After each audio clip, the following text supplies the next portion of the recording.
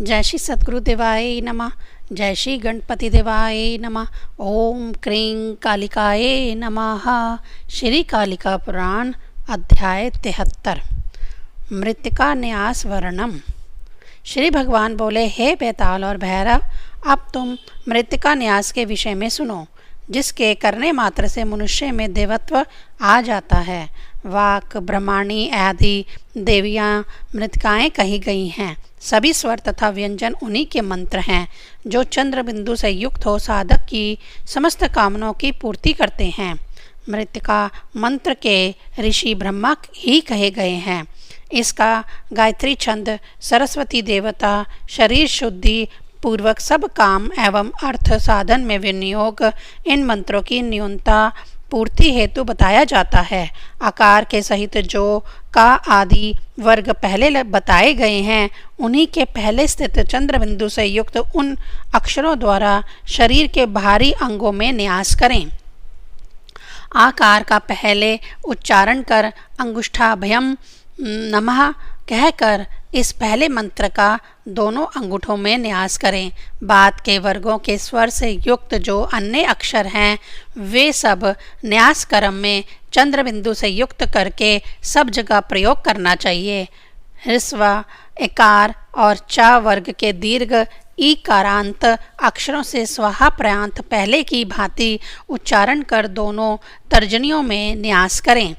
ह्रस्व उकार और ट का वर्ग से दीर्घ उकार प्रयांत वर्ण का वषट युक्त उच्चारण कर दोनों मध्यमा उंगलियों में न्यास करें। हे भैरव, ए अकार आदि तथा ता वर्ग से एकार प्रयांत हुम से अंत करते हुए ही दोनों अनामिकाओं में निश्चित रूप से न्यास करें।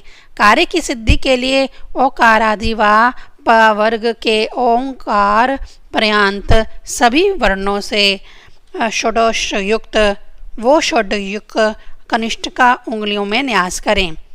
अंकार और या वर्ग के आदि से शा पर्यांत वर्णों से आह तक वर्ण तथा अंत में फट लगाकर हाथों के तलों और पृष्ठों में न्यास कर शरीर के अन्य भागों में अस्त्र न्यास करने के लिए वषटकार का प्रयोग करें।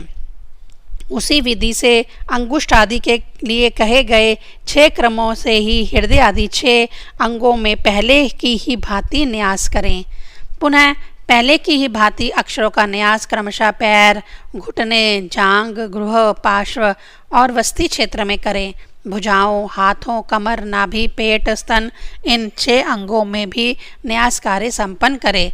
मुख, ठुड्डी, गंडस्थल, कान, ललाट, कंधे एवं कांख के 6 अंगों में पहले की ही भांति 6 वर्ण अक्षरों से न्यास करें, वर्गा अक्षरों से न्यास करें। पहले की ही भांति रोमकूप, भ्रमरंध्र, गुदा, दोनों जंघाओं, नाखून, पैर की एड़ियों में भी न्यास करें।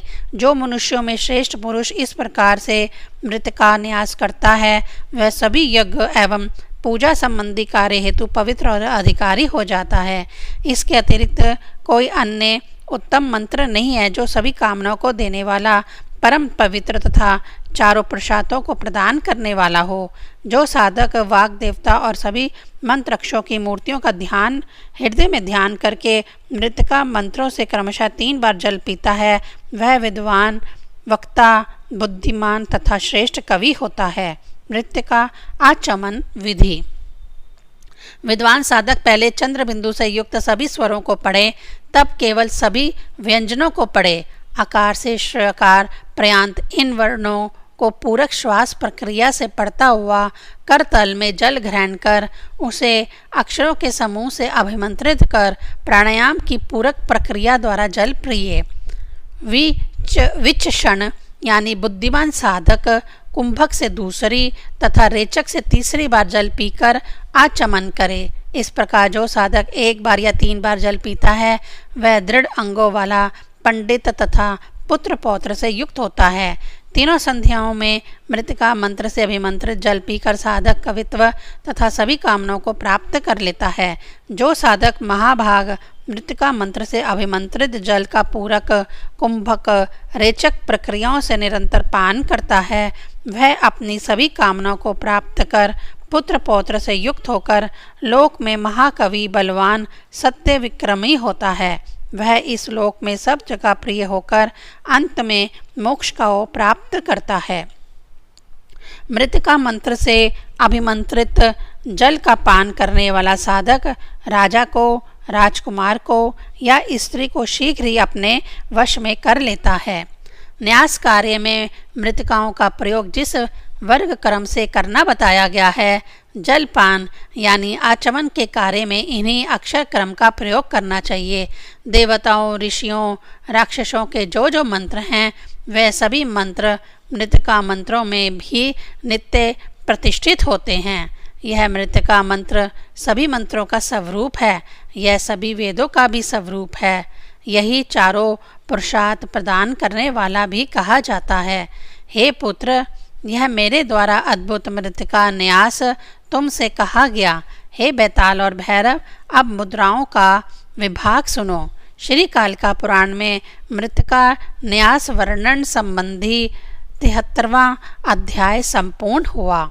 ओम क्रीं कालिकाये नमः।